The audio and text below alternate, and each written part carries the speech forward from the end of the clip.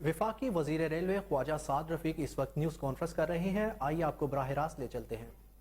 یہ بیٹھے ہیں آپ کے ساتھ اپنے ایئر وائس مارشل صاحب، تو یہ بھی اسی دور میں ایئر فورس سے ادھر آئے تھے اس پہ پی آئی اے پہ، یہی پی آئی اے کو چلا رہے ہیں اب یہ ارشد ملک صاحب کے جانے کے بعد۔ تو ہم نے تو کوئی چینج کیا ہی نہیں ہے، تو ہمیں چینج کرنے کی ضرورت نہیں تھی۔ جہاں آدمی ٹھیک ہوگا تو وہ آدمی کام کرے اپنا آرام سے۔ تو روزویلٹ ہوٹل پہ یہ ہے کہ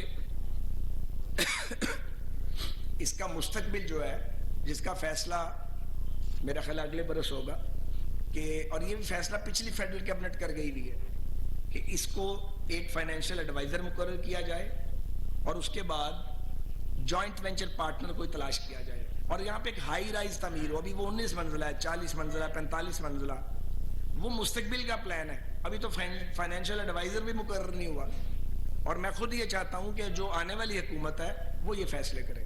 ہمارا کام اتنا ہے کہ ہم اس کو چلا دیں تاکہ اس کے اخراجات جو میرا خیال ہے $25 ملین سالانہ ہے، تقریباً $25 ملین سالانہ خرچ ہو رہے ہیں، تو یہ اگر ہم اس پہ کچھ رقم لگا دیں گے تو 1/3 جو ہے وہ انکم شروع ہو جائے گی۔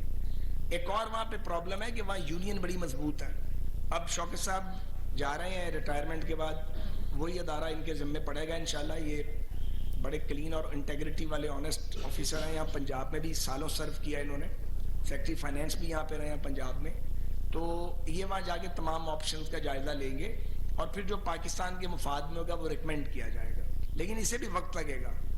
تو فی الحال تو اس کو صرف چلانے کی آپشن ہے، اور بیچنے کی آپشن تو آئندہ بھی نہیں ہے۔ یہ ضرور ہے کہ پاکستانی حکومت کو مستقبل میں یہ چاہیے کہ وہ یہاں پہ ایک ہائی رائز تعمیر کرے، کیونکہ اگر یہ لینڈ مارک میں چلا گیا، جو لینڈ مارک کمیشن ہے، پھر اس کی وہ والی ویلیو نہیں رہے گی، آپ اس کو ٹچ نہیں کر سکتے۔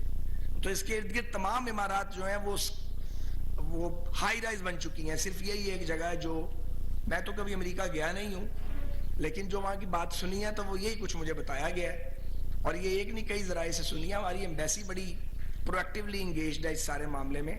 وہاں پہ منیر اکرم صاحب ہیں فارن آفس کے، وہاں پہ وہ مسعود خان صاحب نے مدد کی، وہاں پہ جو ہمارے کمرشل اٹیچی ہیں وہ ہماری مدد کر رہے ہیں پاکستان ایمبیسی کے۔ بڑی مشکل سے بچایا روزویلٹ ہوٹل کو، ورنہ یہ لینڈ مارک اگر وہ اناؤنس ہو جاتا کورٹ پروسیڈنگ کے ذریعے تو اس کی قیمت رہ ہی نہیں جانی تھی، کیونکہ پھر وہ آثار قدیمہ والا ہی کام ہو جانا تھا ایک طرح کا۔ تو کریڈٹ تو یہاں اس ملک